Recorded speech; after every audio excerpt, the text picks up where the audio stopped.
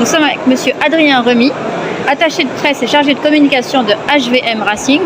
Et vous êtes présent aujourd'hui sur le salon Rétromobile, sur le stand de la Fédération française de sport automobile. Pouvez-vous nous présenter le Grand Prix de France historique? Alors oui, le Kennel Grand Prix de France historique, c'est un événement unique en France car c'est le seul Grand Prix de F1 sur l'Hexagone depuis 2022 puisqu'il n'y a plus de F1 moderne. Donc on est un événement qui a fait plus de 80 000 personnes sur 3 jours l'année dernière au circuit Paul Ricard. Cette année on vise un petit peu plus de 100 000 personnes et l'axe majeur de communication c'est les 20 ans du triomphe de Renault en 2005 avec la R25 de Fernando Alonso, donc qui sera présente et qui roulera. Il y aura également la R26 qui est juste derrière moi, qui sera sur le paddock. Concernant la R25, ce sera Franck Montagny, ancien pilote d'essai, qui sera au volant de cette magnifique auto. Mais on aura le plaisir d'accueillir pléthore d'anciens pilotes de Formule 1 qui sont notamment venus sur le salon mercredi, comme Jean Alesi. On aura René Arnoux, il y aura Philippe Alliot, Marc Webber, David Coulthard, Julien Febvre sera là, commentateur de la Formule 1 moderne. Il roulera également. Il y aura le fils de Jean-Pierre Jabouille qui roulera aussi sur l'auto de son père, Victor. Il y aura Nicolas Prost, Alain Prost, enfin beaucoup de monde de la F1. Et on a même la chance cette année d'accueillir un pilote moderne.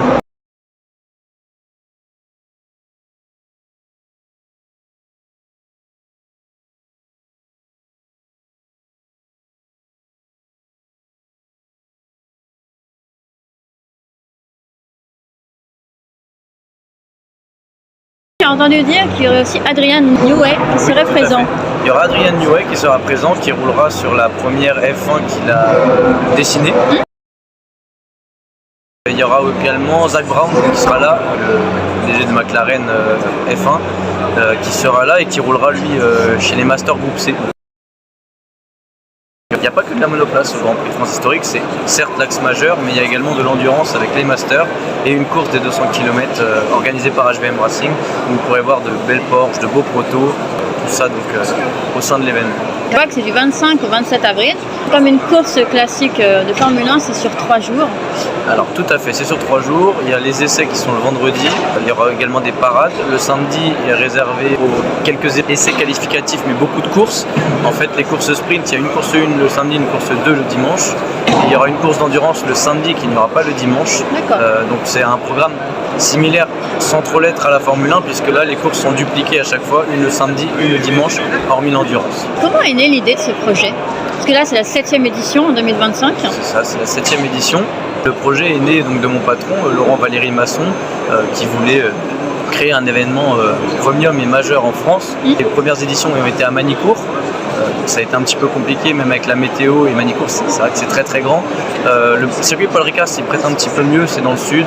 La F1 moderne roulait encore il y a 2 ans là-bas, un circuit homologué, grade 0 FIA, donc ça c'est cool pour accueillir la Formule 1. Le but de faire un événement premium en France est de pouvoir, pourquoi pas, grâce à cet événement, qui sert à accueillir la Formule 1 moderne par la suite. Peut-être que ça donnera envie à Liberty Media de revenir et de voir qu'il y a un intérêt en France.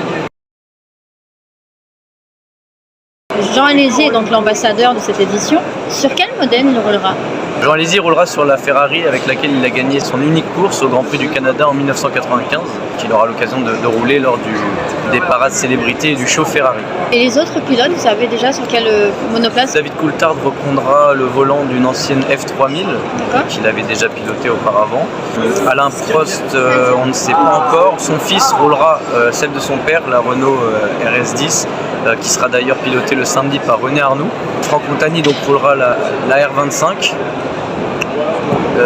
Championne du monde. Championne du monde, avec aux communs de Fernando Alonso et dont il était le pilote d'essai cette année-là. Et Victor Jabouille roulera l'ancienne de son père chez Renault également. On sait qui vient. Et après, ça ne se passe pas que sur la piste aussi. On a un énorme paddock qui est ouvert. Il y a une zone cœur du circuit, donc entre la chicane nord et la ligne droite, où vraiment tout sera monopolisé. Il y aura une superbe exposition avec Renault The Originals, qui aura donc 16 monoplaces F1 qui seront là, retraçant l'histoire de Renault, dont celle-ci.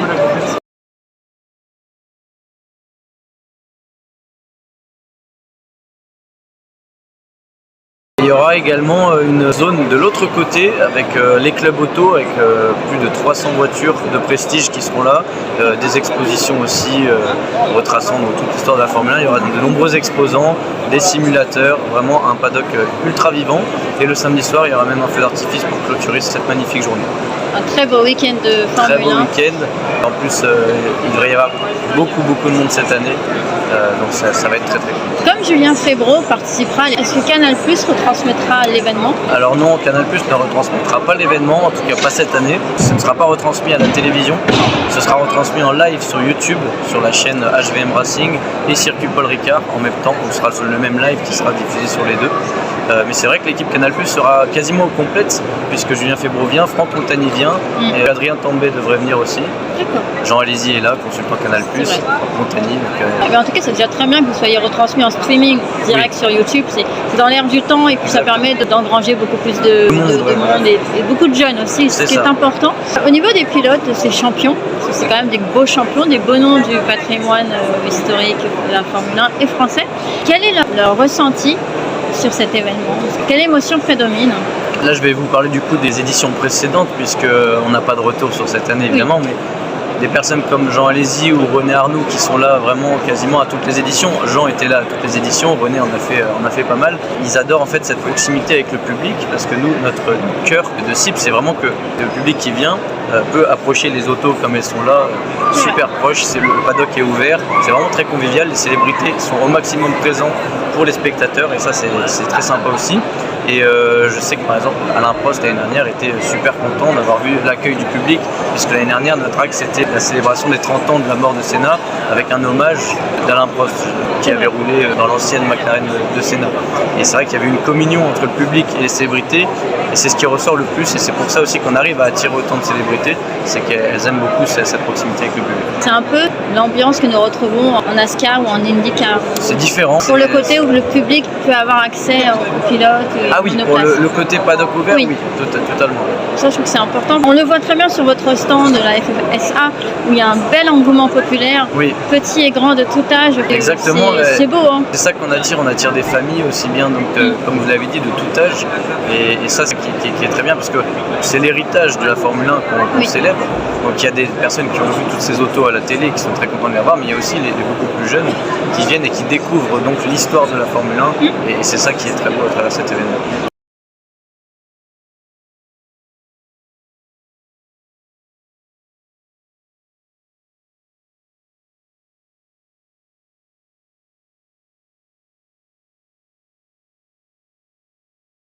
Et vous, à titre personnel, comment la Formule 1 est devenue une passion? Moi, c'est une passion du coup depuis mon plus jeune âge. Ça a été aussi par ma famille. Moi, je suis né donc en 2000, donc évidemment, j'ai commencé à peu près à 5-6 ans à regarder donc avec cette magnifique R25 ou R26 derrière moi. Et j'ai grandi du coup avec des pilotes comme Fernando Alonso, Lewis Hamilton, Jenson Button. J'ai eu la chance d'aller à Monaco en 2009 au Grand Prix moderne. Cette passion est née comme ça et je suis très heureux de pouvoir faire carrière dans le milieu qui me passionne et ça, c'est le plus important.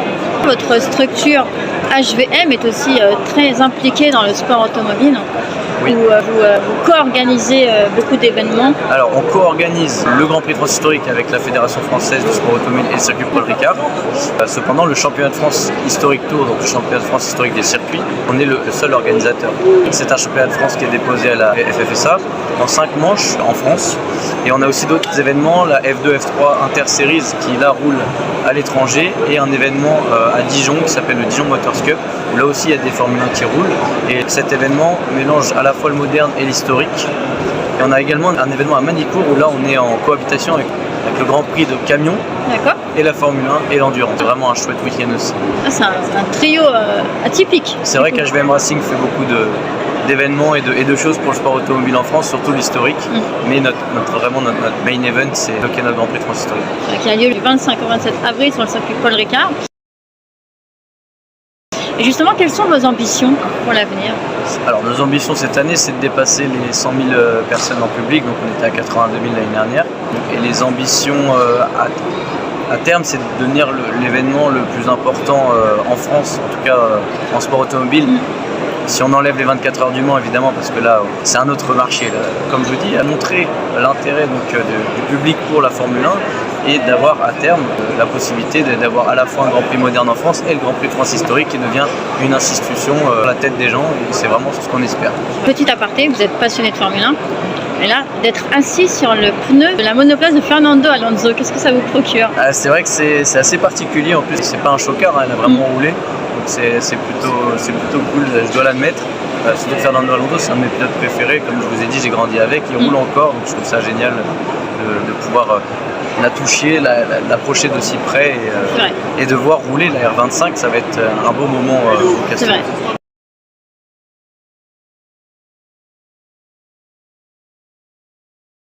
La belle histoire aurait été qu'ils viennent. Oui. Ça aurait été encore vraiment plus beau. Ça aurait été effectivement très beau. Cependant, comme il roule encore actuellement avec les différents contrats, il n'est plus chez Renault, c'était aussi un petit peu compliqué.